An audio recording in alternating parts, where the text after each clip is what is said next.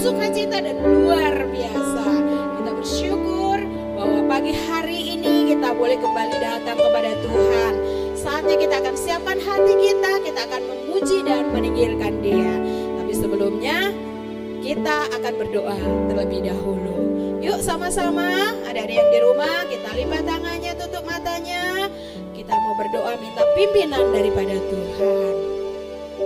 Tuhan Yesus yang baik, pada pagi hari ini kembali kami datang bersyukur kepadamu. Karena Engkau telah menyertai kami dan memelihara kehidupan kami hingga saat ini. Saatnya kami akan siapkan hati kami untuk memuji dan meninggikan nama Tuhan. Biarlah Engkau menyertai ibadah dari awal, pertengahan hingga akhirnya. Engkau bertata di atas pujian kami dan pujian ini boleh memuliakan nama Tuhan. Terima kasih Bapa, di dalam nama Tuhan Yesus Kristus kami siap memuji-muji Tuhan. Haleluya. Semua katakan amin. Oke, kita akan memuji Tuhan, tangan kanan, tangan kiri. Tangan kanan, tangan kiri mempunyai jari, diluruskan, dibengkokkan, putar ke belakang. Kaki kanan, kaki kiri mempunyai jari, diluruskan, dibengkokkan, putar ke belakang. Lompat depan, lompat belakang, jalan serta tangan kanan. Tangan kanan, tangan kiri mempunyai jari, diluruskan, dibengkokkan, putar ke belakang. Kaki kanan, kaki kiri mempunyai jari, diluruskan, dibengkokkan, putar ke belakang. Lompat depan, lompat belakang, jalan ke sana ya. Jalan serta Yesus, balik, jalan sertanya setiap hari balik. Jalan serta Yesus selamanya. Tangan kanan, tangan kiri mempunyai jari, diluruskan, dibengkokkan, putar ke belakang. Kaki kanan, kaki kiri mempunyai jari, diluruskan, dibengkokkan, putar ke belakang. Lompat depan, lompat belakang, jalan ke sana yuk jalan. Jalan serta Yesus, jalan sertanya setiap hari. Jalan serta Yesus, jalan dalam suka ya. Jalan dalam suka, jalan dalam duka, jalan sertanya setiap jalan. Jalan dalam suka, jalan dalam duka, serta Yesus selamanya. Donat, hidup tanpa Yesus seperti donat, seperti donat, seperti donat. Hidup tanpa Yesus seperti donat, ada lubang kosong di tengah lagi ya. Hidup tanpa Yesus seperti donat, seperti donat, seperti donat. Hidup tanpa Yesus seperti ada apa? Ada lubang kosong di tengah-tengah. Sekali lagi. Hidup tanpa Yesus seperti donat, seperti donat, seperti donat. Hidup tanpa Yesus seperti donat, ada lubang kosong di tengah-tengahnya.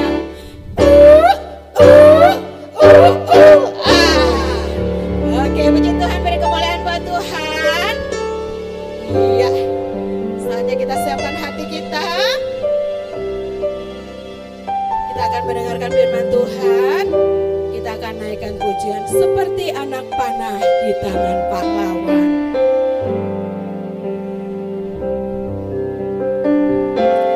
Seperti anak panah di tangan pahlawan, ini hidupku di tanganmu. Tegaklah aku sesuai rencana.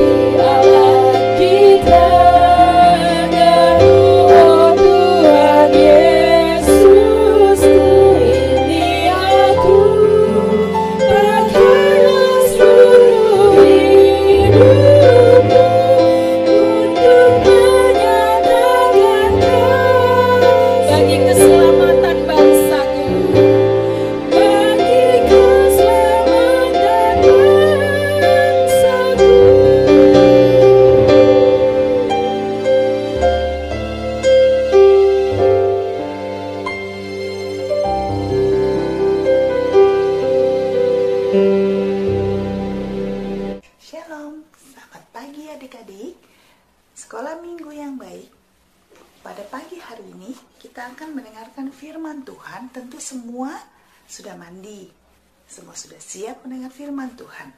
Baiklah, minggu lalu kita mendengar cerita mengenai Ibu Naomi, disampaikan oleh Kak Samuel. Dan pada hari ini, pagi ini, kita akan kembali mengikuti cerita mengenai Ibu Naomi.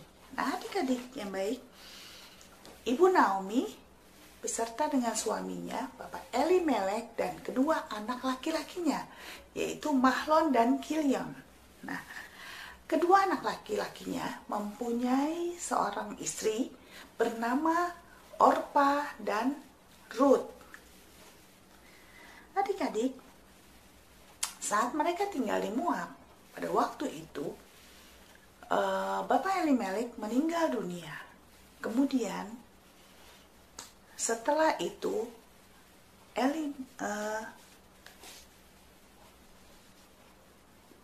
Mahlon dan Kilion, anak dari Ibu Naomi, juga meninggal dunia. Ya, sehingga mereka bertiga di tanah Moab.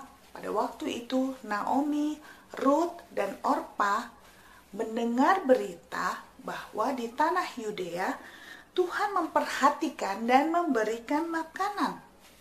Sehingga pada waktu terjadi kelaparan di negeri Moab, mereka mendengar bahwa tanah Yehuda, tempat kelahiran Ibu Naomi, itu diberkati Tuhan. Naomi dan kedua menantunya tergerak hatinya untuk pindah atau hijrah ke tanah Yehuda.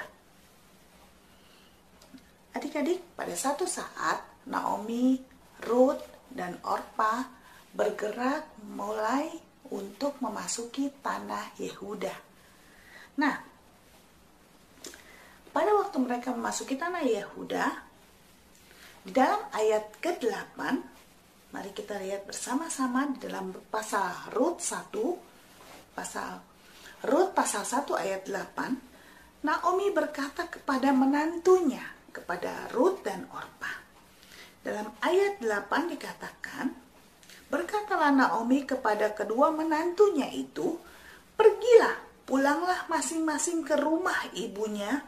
Tuhan kiranya menunjukkan kasih-Nya kepadamu, seperti yang kamu tunjukkan kepada orang-orang yang telah mati itu dan kepadaku.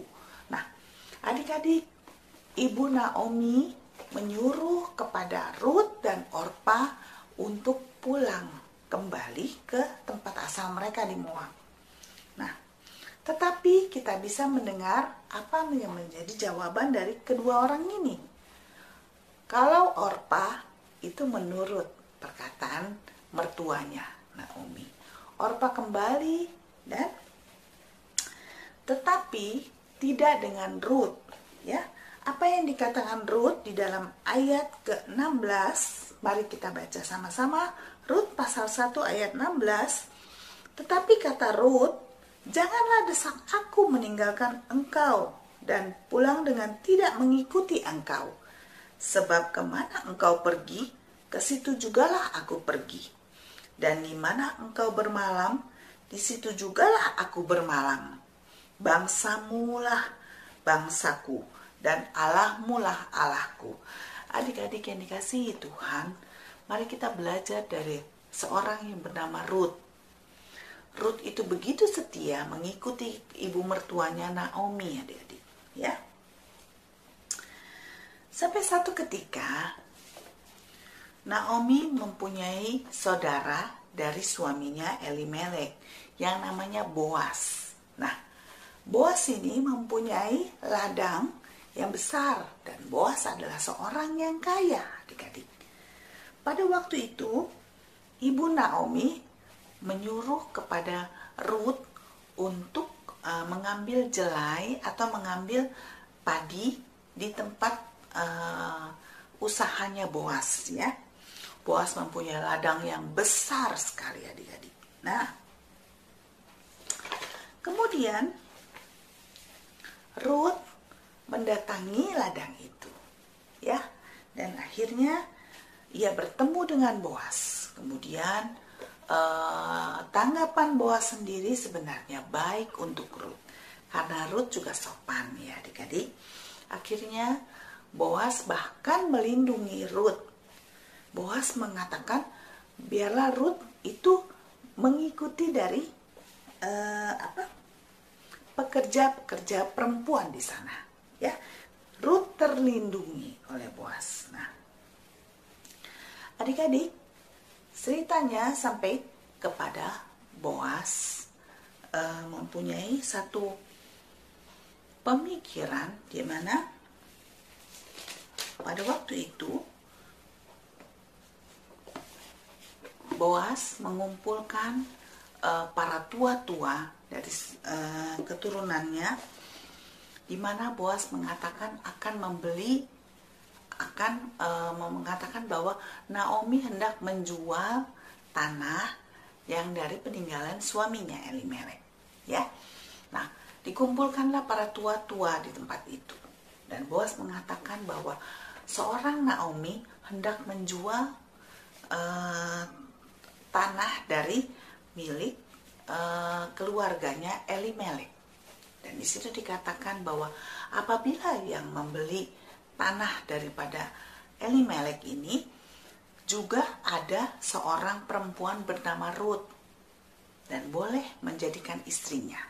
Adik-adik, pada waktu Boas menawarkan ini kepada tua-tua saudara-saudaranya, rupanya mereka mengatakan lebih baik Boaslah yang mengambil itu.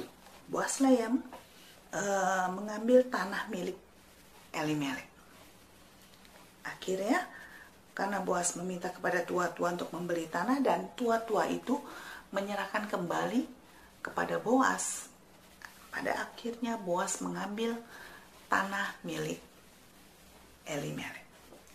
Dan juga tentunya Boas mendapatkan Rut.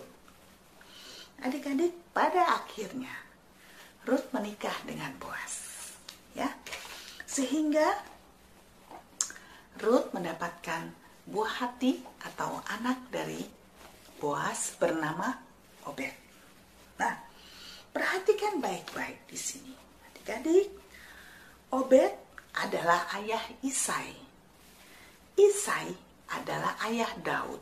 Bahwa di sini jelas bahwa Obed adalah keturunan atau nenek moyang dari Tuhan Yesus. Karena Daud adalah keturunan dari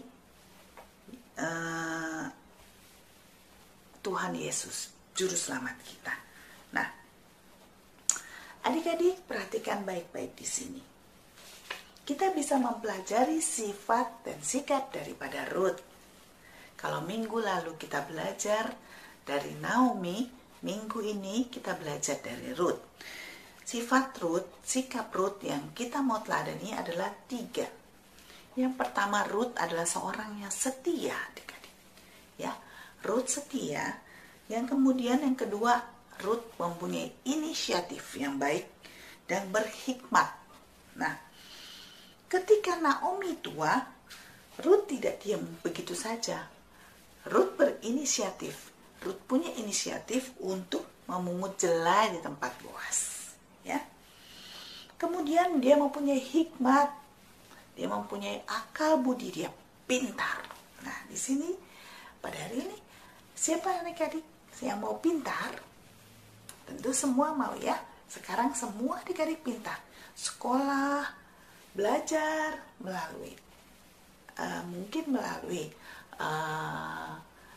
gadget, mungkin melalui internet, ya, karena sekolah kita belum ini lancar. Yang ketiga, murah hati. Rut adalah seorang yang murah hati. Baiklah, kita akan pelajari bersama-sama. Rut adalah seorang yang setia. Rut yang mempunyai inisiatif, di mana dia mulai mengambil inisiatif, mengambil tindakan bahwa dia tidak memperbolehkan Naomi bekerja, bahkan dia yang menggantikan ibu mertuanya untuk memungut jelai, adik-adik, ya, di tempat Obed. Sehingga pada akhirnya Rut dinikahi oleh Obed dan memperoleh keturunan dari Isai. Nah, adik-adik, inilah yang kita pelajari pada pagi hari ini. Siapa? Kita mempunyai inisiatif, kita mempunyai kesetiaan, kita mempunyai murah hati. Itulah sifat-sifat yang diingini oleh Tuhan Yesus. Nah, kita belajar pagi ini adik-adik, siapa di sini yang setia? Siapa di sini yang punya sifat inisiatif, hikmat yang banyak, dan murah hati? Baiklah, kita akan belajar lebih lagi mengenai sifat-sifat Rut. Nah, adik-adik, mari kita buka di dalam Mazmur 37 ayat 3. Mazmur 37 ayat 3 ini merupakan ayat Mas minggu ini. Mari kita baca bersama-sama. Adik-adik buka kitabnya di dalam Mazmur 37 ayat 3. Percayalah kepada Tuhan dan lakukanlah yang baik. Diamlah di negeri dan berlakulah setia. Sekali lagi, Mazmur 37 ayat 3, percayalah kepada Tuhan dan lakukanlah yang baik. Diamlah di negeri dan berlakulah setia. Baik, hafalkan di rumah adik-adik, ya. Baiklah, minggu ini kita sudah mempelajari sifat daripada Rut, dan marilah kita tunduk di dalam doa.